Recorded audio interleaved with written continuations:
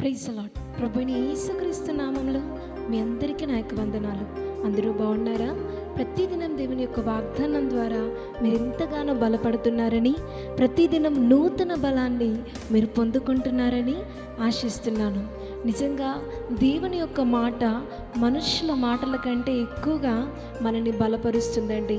కృంగిపోయిన మన జీవితాల్లో మనల్ని బలపరచడానికి కేవలం ఆయన మాట, ఆయన వాక్కు మనకుంటే అంతే చాలు.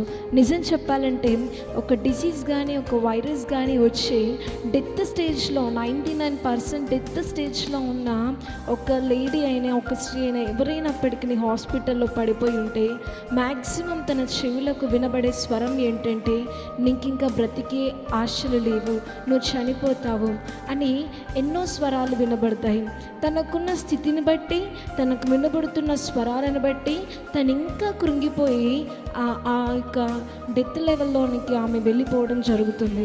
కానీ ఎప్పుడైతే తన స్వరము తన చెవిలోనికి నువ్వు బ్రతుకుతావు, బ్రతికే అవకాశాలు ఉన్నాయి అని ఒక స్వరం వినబడితే తన స్థితి ఎంత హీనంగా ఉన్నప్పటికీ కూడా తనలో తాను ఆ స్వరం ద్వారా బలాన్ని తెచ్చుకుంటూ ఉంటుందండి. అంటే ఆ వ్యక్తిని ఏం బలపరిచింది అంటే మాట మాత్రము ఆ వ్యక్తిని బలపరిచింది. మనుషుల మాటల కంటే యేసయ్య మాటలు మనల్ని ఇంకా ఎక్కువగా బలపరుస్తాయి. ఎందుకంటే నువ్వు బ్రతుకుతావు అని వినబడినప్పుడు ఆమె చనిపోయిద్దేమో, ఎందుకంటే ఆ మాట అన్నది, ఆ స్వరం వినిపించింది ఒక మనిషి ఉండొచ్చు. కానీ నీవు బ్రతుకుతావు, నీవు అభివృద్ధి పొందుతావు అని యేసయ్య మాట్లాడితే ఆయన మాట మాటల మట్టుకు కాదు, కానీ క్రియల మట్టుకు, క్రియలు జరిగించే విషయంలో శక్తి సంపన్నుడైన దేవుడు మనతో ఉన్నాడు. కనుక అలాంటి శక్తి కలిగిన ప్రతి వాగ్దానాన్ని మీరు రిసీవ్ చేసుకుంటూ ఎంతగానో బలపడుతూ నడిపింపబడుతున్నారని ఆశిస్తున్నాను. మరి ఈ ఉదయకాల సమయంలో దేవుని యొక్క వాగ్దానాన్ని చదువుకుందాము. నెహెమ్యా గ్రంథము 2వ అధ్యాయము 20వ వచనము. ఆకాశమందు నివాసి అయిన దేవుడు తానే మా యత్నములను సఫలము చేయనుగాక. ఆమేన్. చాలా చక్కటి వాగ్దానాన్ని దేవుడు మనకు అందించి ఉన్నాడండి. దేవుని వాక్యము మనకు సెలవిస్తుంది ఏంటంటే, నెహెమ్యా అంటున్నాడు, ఆకాశమందు ఉంటున్న దేవుడు మేం చేసే ప్రయత్నాన్ని ఆయన సఫలం చేస్తాడు అని. సఫలము ఆ పని ప్రయత్నించక మునుపు, ఆ పని ఆరంభించక మునుపు నెహెమ్యా చెవులోనికి ఎన్నో స్వరాలు వినబడ్డాయి. ఆరంభించేటప్పుడు, చేస్తున్నప్పుడు ఎన్నో స్వరాలు, ఎన్నో వ్యతిరేకతలు, ఎన్నో నిందలు నెహెమ్యా తన జీవితంలో ఆ పనిని, మందిరపు పనిని ప్రారంభించినప్పుడు అతను ఎదుర్కొన్నాడు. కానీ అతని నిరీక్షణ, అతని ఆధారము దేవుడై ఉన్నాడు కనుక అతడు అంటున్నాడు ఏంటంటే, ఆకాశమందు నివాసము చేస్తున్న దేవుడు ఖచ్చితంగా మేము ప్రయత్నం చేసే ఆ ప్రయత్నాన్ని సఫలం చేస్తాడు అని తన మట్టుకు తాను ధైర్యం తెచ్చుకుంటున్నాడు.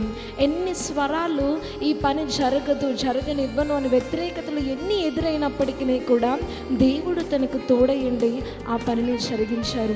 ఈరోజు నీ విషయంలో కూడా ఎంతోమంది నీ వల్ల ఇది కాదు, నువ్వు చెయ్యలేవు అని ఎన్నో స్వరాలు నిన్ను గూర్చి హేళన చేస్తూ, తక్కువగా మాట్లాడుతూ నిన్ను పక్కకు పెట్టేస్తున్నారేమో. నీతో ఏం కాదు, నీ వల్ల ఏమీ కాదు, నువ్వేం చెయ్యలేవు అని నన్ను ఎంతగానో నిరుత్సాహపరుస్తున్నారేమో. కానీ నువ్వు ఇన్ని రోజులు ప్రయత్నం చేసావు, ఓడిపోయావు, చివరికి మనుషుల దృష్టిలో హేళనా పాలయ్యావేమో. కానీ నువ్వు చేసే ప్రయత్నాన్ని దేవునికి అప్పగించి నువ్వు ప్రయత్నించినట్టయితే ఖచ్చితంగా ఇది నీ వల్ల కాదు, పాసిబిలిటీ లేదు అని ఎంతమంది అయితే నేను చులకన చేసి హేళనగా మాట్లాడారో, ఏ విషయంలోనైతే నేను పక్కకు పెట్టారో అదే విషయంలో దేవుడు నిన్ను గొప్పగా హెచ్చిస్తాడు. అది ఏ విషయంలో, స్టడీస్ విషయంలోనైనా, కెరియర్ విషయంలోనైనా, మరి ఏ విషయంలో అయినా కానీ, ఏ విషయంలోనైతే అనేకులు నేను తీసి ఇది నీ చేత కాదు, ఇది నీకు ఇంకా ఈ విషయంలో నువ్వు పనికిరావని పక్కకు పెట్టేస్తారు, ఆ విషయంలోనే దేవుడు నిన్ను హెచ్చింపు చేస్తాడు. ఎందుకంటే చేతిలో కర్ర పట్టుకొని గొర్రెలు కాచే దావీదు వ్రేళ్లకు దేవుడు యుద్ధం నేర్పించాడు. యుద్ధం నేర్పించడమే కాకుండా యుద్ధ వీరుడు కానీ, యుద్ధశాలిగాను చేసి తన అన్నదమ్ములు, తృణీకరించిన అన్నదమ్ముల ఎదుట గొప్ప చేయడమే కాకుండా కూడా ఒక రాజుగానో ఒక నాయకుడిగానో దేవుడు దావీదు రాజు నిలబెట్టడం జరిగిందండి. నా వల్ల ఏమీ కాదు, నేను చేసిన ప్రయత్నాలు అన్నీ విఫలమైపోతున్నాయి, అన్నీ ఫెయిల్ అయిపోతున్నాయని నువ్వు అనుకోవద్దు. ఎప్పుడైతే నువ్వు చేసే ప్రయత్నాన్ని దేవునికి అప్పగించి నువ్వు ప్రారంభిస్తే ఖచ్చితంగా ఏ విషయంలో అయితే ఇంకా ఈయన వల్ల కాదు, ఈమె వల్ల కాదు అని మనుషులు నీ గురించి ఒక అంచనా వేసుకున్నారో ఆ అంచనాలన్నీ దేవుడు తారుమారు చేసి గొప్పగా నేను హెచ్చిస్తాడు. ఆమేన్. ప్రార్థన చేసుకుందాం. పరలోకమందున్న మా తండ్రి, నీకు మహిమ కలుగును గాక. చాలా చక్కటి వాగ్దానాన్ని ఈరోజు మాకు అందించావయ్యా. నిజంగా మార్గము తెలియక ఆగిపోయిన మాకు, ప్రయత్నాలు చేసి అలసిపోయిన మాకు ఒక మార్గం చూపించావు. ఈరోజు నుండి మేము చేసే ప్రతి ప్రయత్నము నీకు అప్పగించి మేము ఆరంభించబోతున్నాము కనుక సఫలము విజయము పొందుకోబోతున్నామని విశ్వసిస్తున్నాము. ప్రభువా, ఎంతమంది అయితే ఇటు నిరీక్షణ కలిగి నీ వాగ్దానాన్ని విశ్వసించారు వారందరి జీవితంలో ఈ వాగ్దానాన్ని నెరవేర్చమని ప్రభు యేసుక్రీస్తు నామములో అడిగి వేడుకుంటున్నాము తండ్రి. ఆమేన్.